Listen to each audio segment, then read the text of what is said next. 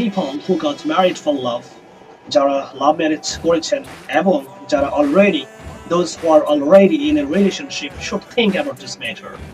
যারা already রিলেশনশিপের মধ্যে আছেন, প্রেম করছেন, লাভ করছেন, তারা আপনারা যখন বিয়ে করবেন, যারা লাভ ম্যারেজ করেছে তাদের লাইফে সব সময়, তাদের ম্যারিড লাইফে সব সময় ডিসকমফর্ট, আনরেস্ট, আনরেস্টলেসনেস, ডিস্টারবেন্স, ট্রাবল সব সময় লেগেই থাকে। কষ্ট, ঝামেলা, সমস্যা, মনোমালিন্যতা সবসময় লেগে থাকে। তাদের পরিবারে কোনো সুখ শান্তি থাকে না, তাদের স্ত্রীদের, তাদের পরিবারের সাথে কোনো ভালো সম্পর্ক থাকে না।